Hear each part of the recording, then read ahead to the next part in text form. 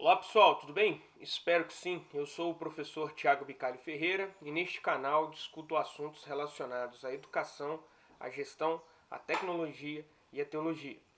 Na aula passada, nós entendemos a técnica de categorização para a elaboração dos modelos conceituais. Nesta aula, nós vamos trabalhar com uma técnica de conceitos, de entendimento de conceitos para a elaboração do modelo conceitual.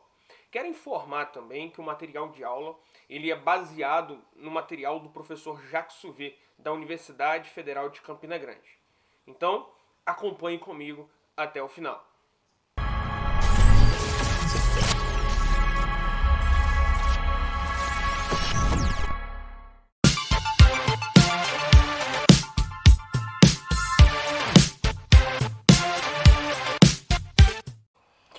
Bom, pessoal, na aula passada nós falamos sobre aquela técnica de possível categorização, beleza?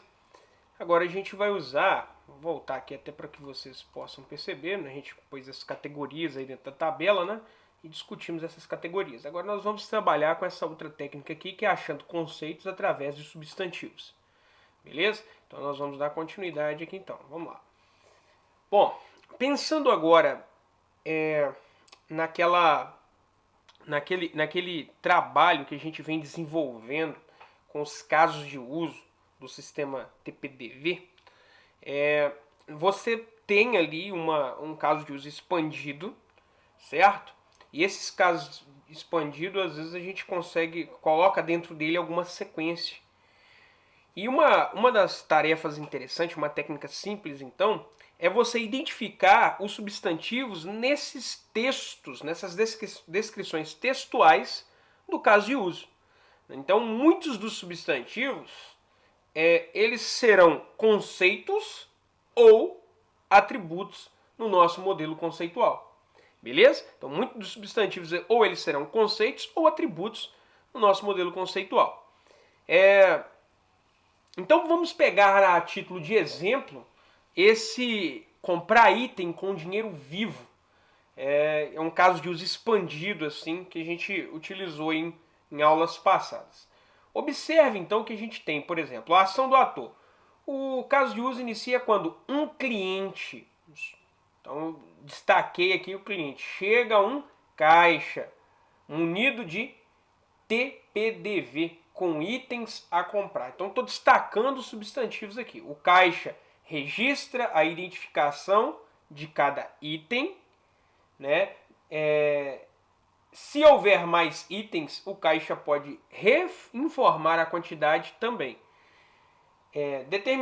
Determina o preço do item e adiciona informação ao total da transação de venda. Então, eu estou destacando algumas palavras que vão chamar a nossa atenção aqui, né? Palavras aí, no caso, alguns substantivos aí que a gente vai achando interessante, beleza? A descrição e preço do item corrente são exibidos. Vai destacando. Ao completar a entrada dos itens, o caixa indica este fato ao TPDV. Calcula e apresenta o total da venda. O caixa informa o total da venda ao cliente. E aí vem, o cliente efetua o pagamento com dinheiro possivelmente maior que o total da venda. O caixa registra a quantidade de dinheiro recebida, mostra o valor do troco ao cliente e gera um recibo impresso. O caixa deposita o dinheiro recebido e extrai o troco a devolver. O caixa entrega o troco e o recibo impresso ao cliente. Faz log da venda completada. O cliente sai da loja com os itens comprados. Veja bem, pessoal, nós estamos aqui num caso real. Diferente, às vezes, de uma disciplina de banco de dados, quando a gente vai aprender a fazer o esquema conceitual, onde vem aquele texto pronto ali, trazendo para a gente as informações necessárias, aqui a gente, de fato, tem que produzir essas informações, tem que entender, né, para fazer a modelagem de forma correta. Não temos um texto pronto aqui que a gente possa tirar e fazer a modelagem. Beleza? Nós estamos lidando com um caso real. Então, você tem que usar essas técnicas para não passar nada desapercebido. É preciso prestar muita atenção. Se você quiser escrever um texto parecido com aquele dos bancos de dados, também pode, não tem problema. Você pode escrever ali, achar mais interessante, mas tem que analisar com bastante calma para que tudo venha ocorrer de forma correta, certo? Bom, pessoal, a gente vai entender que alguns desses substantivos aí, né, são conceitos, são objetos. Outros são atributos dos conceitos. Ah, professor, e como diferenciar o que vai ser um atributo do conceito propriamente dito? Aí tem uma regrinha aí útil aqui que ela vale a pena a gente pensar um pouquinho nela, né? Se pensarmos sobre um conceito X, por exemplo, como número ou texto no mundo real, ele pode ser um atributo. Caso contrário, sempre será um conceito. Então você pode analisar nessa ideia aí, né? Se você pega um conceito, poxa vida, isso aqui é um texto, isso é um número, aí você já vai ter uma noção de que ele é um atributo. Caso contrário, ele vai ser um conceito. Na dúvida, pessoal, mesmo assim, na dúvida, cria um conceito separado. Então vamos pegar um exemplo aqui para ficar mais prático. Vamos pegar daquela tabela de categoria que a gente utilizou lá. Por exemplo, você está analisando, está pensando em destino. É um atributo de voo ou um conceito separado? Você ficou na dúvida. Ele é um atributo de voo ou um conceito separado? É um conceito separado se pensarmos no destino como sendo um aeroporto. Aí ficaria assim, ó. Tá vendo? Então, destino. O destino é um texto. Mas se a gente pensa nele como sendo um aeroporto, aí sim ele pode ser um conceito separado. E aí estaria certa essa ideia aqui inicial aqui de fazer essa modelagem, beleza? Ou então essa daqui, se você não pensar nesse destino como sendo um aeroporto. Bom, vamos lá então. Depois de analisar essas questões aí, tanto na categoria, na categorização, quanto nesse caso de uso estendido, né? E lembrando a vocês aí que nós vamos pensar na modelagem dos casos de uso, né, que foram selecionados para a primeira iteração.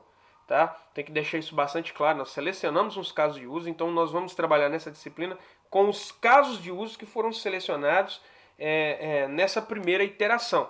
Não está representando todo o sistema neste momento. Então nós temos aí, né, conceitos candidatos para o domínio TPDV. Tem o próprio TPDV, tem o item, a loja, a venda, o pagamento, o catálogo de produto, a especificação de produto, o item de detalhe de uma venda, o caixa, o cliente, o gerente. Beleza? Então esses daí são os conceitos que a gente conseguiu trazer para dentro dessa tabela usando essas técnicas que a gente acabou de aprender aqui agora. Bom,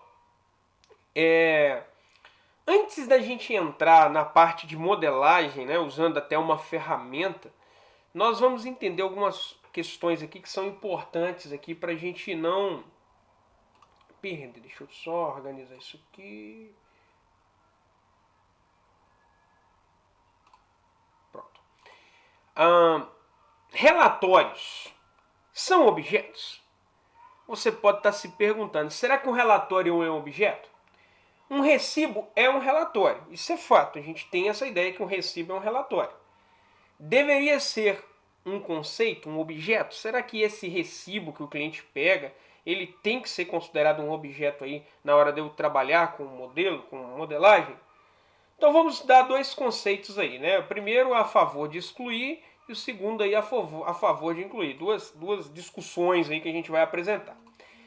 Um recibo é apenas um relatório de uma venda. Então, primeiro, a favor de excluir, né? O recibo é apenas um relatório de uma venda.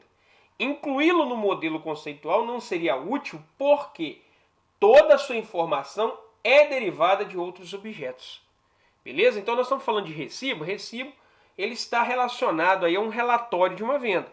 Então há uma justificativa de não incluí-lo porque ele deriva de outros objetos. Você precisa do objeto item, você precisa do objeto venda. Então ele vai buscando essas informações para se gerar o recibo, beleza? Agora, temos argumentos também a favor de incluir. Um recibo tem um papel importante nas regras de negócio, porque permite que o cliente devolva itens comprados. Opa, um argumento forte aqui então. Então ele permite aí que os itens eles sejam devolvidos. Então ele pode ser considerado um objeto? Pode. Só que temos uma questão que é muito importante e precisamos ressaltar. Na primeira iteração do desenvolvimento, né, os casos de usos não consideram a devolução do produto e não incluiremos o objeto recibo no na nossa primeira iteração. O que eu quero dizer com isso, pessoal? Que neste momento, na modelagem, nós não vamos incluir recibo como sendo aí um objeto. Ok? Há a possibilidade dele ser um objeto? Claro, em outras iterações. Nesta não, porque nós não estamos trabalhando com esse conceito forte aí, né, da possibilidade de devolver o produto, devolver itens comprados. Ok, pessoal? Então, nós não estamos trabalhando nessa perspectiva. Bom, para darmos continuidade aqui, né, é importante também ressaltarmos algumas considerações aqui. Primeiro, modelagem do mundo não real. Às vezes nós estaremos em domínios de problemas, aí, domínio do problema que os conceitos eles vão ser abstratos. E a exemplo disso nós temos o domínio de redes de computadores e telecomunicações, né? Por exemplo, teríamos mensagem, conexão, diálogo, protocolo, porque às vezes nesse TPDV nós estamos trabalhando com coisas que são concretas, né? Cliente, estamos trabalhando aí com caixa, estamos trabalhando aí com coisas que são mais concretas. E aí você pode estar perdido, né?